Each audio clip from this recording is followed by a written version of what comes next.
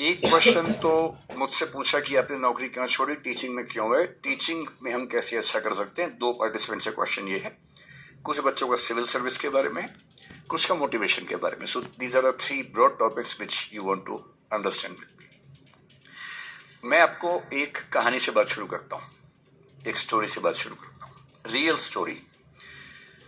Story से इसलिए कि स्टोरी से बात समझ में ज्यादा आती है। और एज ए पेरेंट, मेरा एक बेटा है, 17 का होने वाला है, नहीं होने वाला नहीं, हो गया है, 3 दिन पहले हो गया है, अब ये भी हुआ है। तो 17 की उम्र आप जानते हैं सबसे खतरनाक होती है। आप लोग भी लगभग उसके आसपास होंगे, अभी भी उससे निकले होंगे। Most difficult age is just 16, 18, 19। इस उम्र में आपके हार्मोन्स इतना ज्यादा जंप करते हैं कि मूड स्विंग्स बहुत ज्यादा होते हैं। आपको अपने दोस्तों से बात करके इतना सुकून मिलता है। पेरेंट्स दुश्मन नजर आते हैं इस उम्र में। पेरेंट्स कोई अच्छी बात भी कहें तो लगता है कि क्यों मनहूस लोग हमारे घर में रहते हैं, क्यों ऐसी खराब खराब बात बोलते हैं। They don't understand, they are outdated people, ऐसा मन में भाव आता है। सबको आता है। आपको आ रहा है तो पहली बार नहीं आ रहा है, आज से 30 साल के बाद आपके बच्चों को भी आएगा आपके बारे में, एकदम उतनी ही इंटेंसिटी से आएगा जितना आपको आता है। जितना आपको लगता है कि आपके पेरेंट्स बिल्कुल नहीं समझते, आपके बच्चे आपके बारे में यही सोचेंगे 30 साल बाद। ये एकदम इटर्नल ट्रुथ है जिसको आप रोक नहीं पाएंगे। So this is a normal thing. आप लोगों की एज में जो सबसे बड़ी चिंता मुझे होती है, जैसे मैं अपने बेटे से बात करता हूं, तो मैं तो एक बहुत ही खराब पेरेंट हूं। खराब पेरेंट का मतलब मैं कभी कहता ही नहीं कि पढ़ो, कभी कहता ही नहीं कि टॉप करो, मैं कभी नहीं कहता। मैं सिर्फ ये कहता हूं कि बेटा हर साल एक क्लास पास करते रहो, काफी है। बस इतनी साउंड प्रिपरेशन मत करना कि मैं 8वीं क्लास 2 बार में करूंगा, ऐसा मत करना, एक ही बार में कर लो। और मैं कभी परसेंटेज पूछूंगा नहीं आपसे, मैं पूछता भी नहीं, हालांकि वो बता देता है, लेकिन मुझे उसमें इंटरेस्ट है नहीं। Whatever percentage he gets. And we also have a daughter, I mean I am not the biological father, she is a relative's daughter, so she lives with us. हम दोनों बच्चों से बोलते हैं कि हम कभी नहीं पूछेंगे परसेंटेज क्या है, ना हम पूछते हैं, ना हमारा इंटरेस्ट है। हमारा इंटरेस्ट केवल इस बात में है कि वो बेहतर ह्यूमन बींग्स बन जाए, क्योंकि मैंने जिंदगी को बहुत अच्छे से देखा है।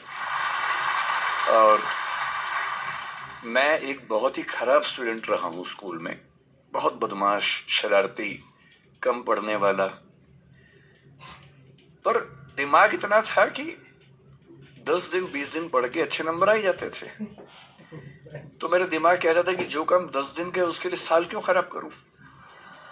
तो जब 10 दिन में हो ही जाता है तो 10 दिन खराब करेंगे उसमें।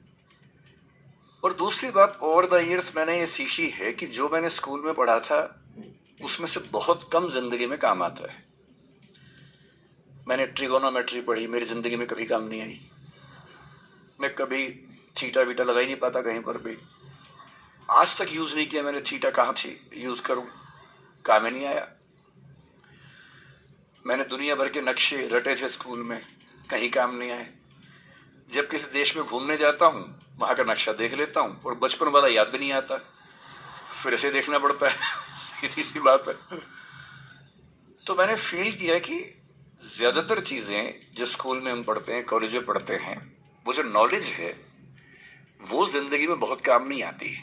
जो काम आता है वो और चीज है, मैं उस पर ज्यादा बात करूंगा आपसे। लेकिन मेरी चिंता एज ए पेरेंट, और क्योंकि आप बच्चे उसी उम्र में हैं, मैं लगभग 50 साल का हूं, तो आप मेरे लिए लगभग उसी रोल में हैं कि आप मेरे बच्चे जैसे हैं। क्योंकि जो बच्चे होते हैं ना, अपने पेरेंट्स से बड़ी नफरत करते हैं, दूसरों के पेरेंट्स की सुन लेते हैं बात। तो आप मेरी बात सुन लेंगे, अपने घर में नहीं सुनेंगे। जैसे मेरा बेटा मेरी बात नहीं सुनता है, वो शायद यहाँ सीएम साहब की बात सुन लेगा। तो दूसरों की बात सुनना आसान होता है, अपने पेरेंट्स की बात सुनना मुश्किल होता है। तो आप सुन रहे हैं इसलिए मैं सुना रहा हूं आपको। तो जो कहानी मैं आपको सुनाना चाह रहा हूं एक रियल कहानी है, और मेरी सबसे बड़ी चिंता अपने बच्चों को लेकर, आपको लेकर वही रहती है। मैं जब भी कोई कहानी सुनाता हूं, नाम, जगह, वो सब बदल देता हूं ताकि किसी की प्राइवेसी पर हमला ना हो। सबकी राइट टू प्राइवेसी है ना। एक बच्चा था जिसको मैं जानता हूं, बचपन से जानता हूं, बहुत ही जबरदस्त आर्टिस्टिक बच्चा, म्यूजिक का उस्ताद। उसके घर में लगभग सब लोग म्यूजिक के उस्ताद थे, इंस्ट्रूमेंटल म्यूजिक, वोकल म्यूजिक, हर चीज में अच्छा, पढ़ने में भी ठीक, बढ़िया। और जब हम स्कूल में थे, वो मेरी क्लास में तो नहीं था, थोड़ा सा अलग क्लास में था, पर स्कूल में बहुत पॉपुलर था, being into music. I was in debating, he was into music. और बाद में उसने हमारा स्कूल छोड़ भी दिया कुछ समय के बाद, फिर वो कहीं और चला गया, फिर हमारा मिलना नहीं हुआ। उस समय ना तो व्हाट्सएप था ना यूट्यूब था, तो बाद में मिलने का स्कोप भी नहीं रहता था। जो एक बार चला गया वो चला ही जाता था उस समय। अब तो बच्चे जिंदगी भर दोस्त रहते हैं। फिर जब मैं दिल्ली यूनिवर्सिटी में आ गया, ग्रेजुएशन कर चुका था, उसके बाद अचानक मुझे एक बचपन का दोस्त मिला, जिसने मुझे एक इंटरेस्टिंग क्या डिवास्टेटिंग बात बताई। तो बात चल रही थी कि स्कूल के दोस्त कहाँ कहाँ हैं, क्या कर रहे हैं। तो बातों बातों में उसका जिक्र भी आया। तो मैंने बड़ी उम्मीद से पूछा, मैंने कहा वो तो बॉम्बे चला गया होगा, फिल्म इंडस्ट्री में चला गया होगा। तो मेरे दोस्त ने पूछा कि तुम्हें नहीं पता उसके बारे में? मैंने कहा नहीं। उसने कहा यार वो जेल में है, and he was one of the most creative students of our school. मैंने कहा जेल में क्यों है? बोले सच में नहीं पता। मैंने कहा सच में नहीं पता मुझे। बोले वो ग्रेजुएशन करने के लिए जब गया तो पता नहीं क्या हुआ, उसकी थोड़ी संगति खराब हो गई। बैड कंपनी जिसको हम बोलते हैं, जो इस उम्र में अच्छी लगती है, वही वाली। तो कॉलेज लाइफ में थोड़ी बहुत बैड कंपनी सबकी होती ही है, हल्की फुल्की होती है, एक सामान्य बात है। अच्छा, बच्चा बच्चा ना रहे ये भी तो अच्छी बात है ना, थोड़ा बचपन तो जीना भी चाहिए, थोड़ा शरारतें करने भी चाहिए। पर किसी किसी का दुर्भाग्य होता है कि ज्यादा हो जाता है, उसके साथ ऐसा हुआ। उस सब प्रोसेस में उसको ड्रग्स की आदत लग गई। और ड्रग्स एक ऐसी चीज है, एडिक्शन ऐसी चीज है कि उसमें वन वे रास्ता होता है, टू वे नहीं होता है। आप जा सकते हैं, वापस नहीं आ सकते। मतलब 1000 लोग जाएंगे तो उनमें से एक आध वापस आएगा, वो भी इतने मुश्किलों से जो ऑलमोस्ट इम्पॉसिबल है। I have seen many such cases. Social welfare department से मेरे कई दोस्त ऑफिसर से, तो मैं उनसे जब पूछता हूँ बताते हैं, मैंने ऐसे लोगों को देखा है 10-10 साल से स्ट्रगल कर रहे हैं एडिक्शन से बाहर आने की, नहीं आ पा रहे, खत्म हो गए हैं।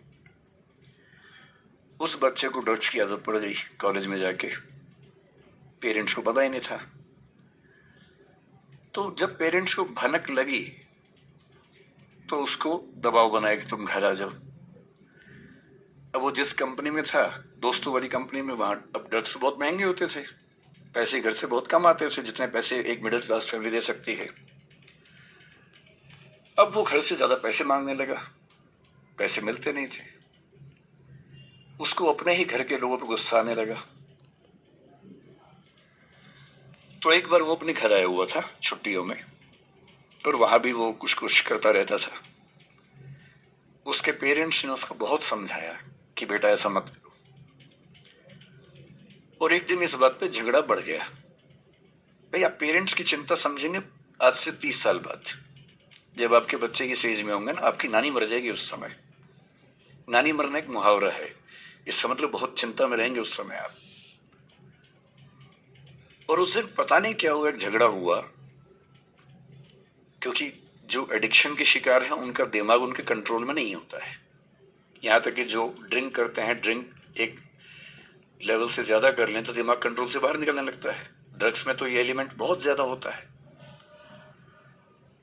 और आधी रात को उसने क्या किया, उसने अपनी फैमिली के 5 लोगों का मर्डर कर दिया।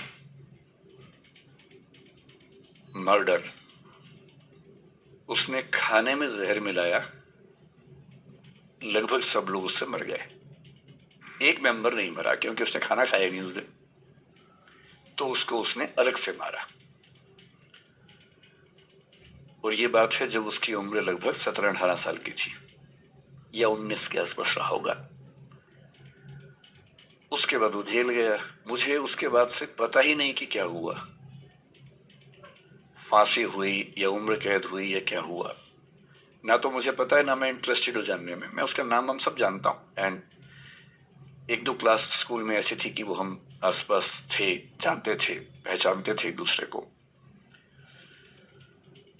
मेरी सबसे बड़ी चिंता ये होती है बच्चों को लेकर कि किसी भी गलती से वो ड्रग्स में ना चले जाए। आप सबसे रिक्वेस्ट कर रहा हूं हाथ जोड़ के, कुछ भी कर लेना, ये मत करना। बदमाशी करो, शरारत करो, थोड़ा इश्क विश्क होगा करो, कोई दिक्कत नहीं। किसी को चीट मत करना, ड्रग्स में मत जाना, क्योंकि इन रास्तों पे जाने के बाद वापसी का रास्ता नहीं, पूरी जिंदगी खत्म हो जाती है।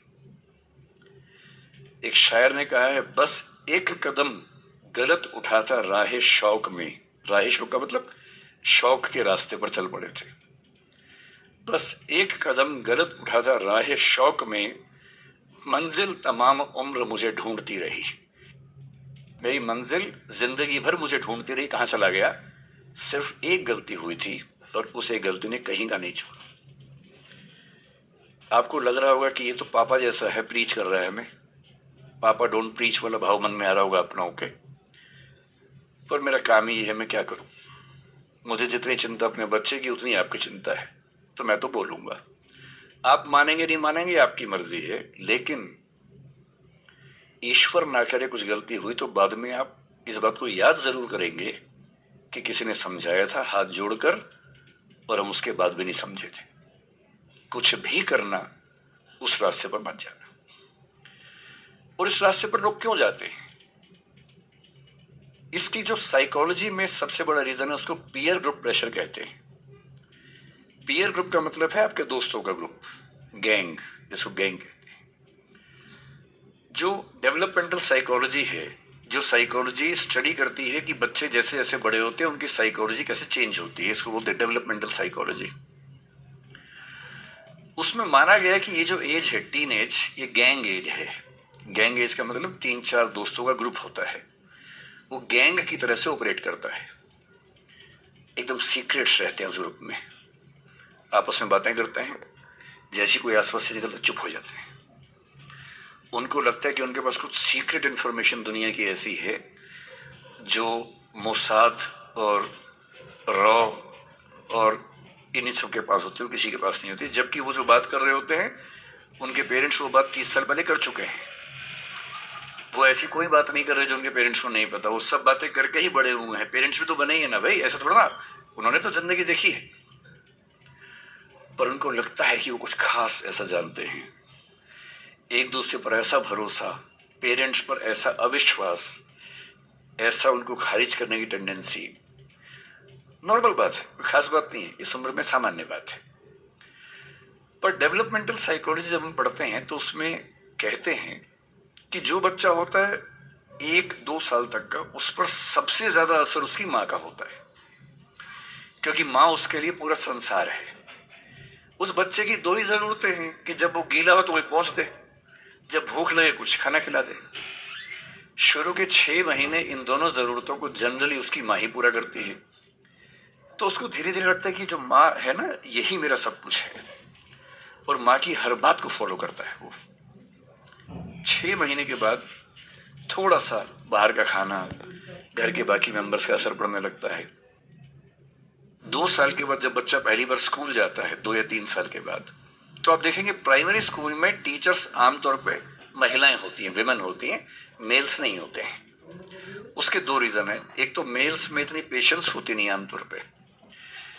अपना ही बच्चा हो तो 2 मिनट के लिए चिकोटी काटना, प्यार करना ठीक है, 2 मिनट के बाद नहीं झेल पाते वो। और बच्चा अगर रोने लगे, उनका चश्मा उतार के मारे, थप्पड़ मार दे, मूंछ खींच ले, इरिटेट हो जाते हैं। 5 मिनट के बाद तो बच्चा पिटता ही पिटता है अपने बाप के हाथों। इसलिए बच्चे भी बाप के पास कम जाना पसंद करते हैं, जाते हैं 1-2 मिनट के लिए, फिर भाग आते हैं वहां से। इनको पता है कि ये जो ब्रेक इवन होने वाला टाइम आ गया है, अब इस टाइम पे निकल जाना चाहिए।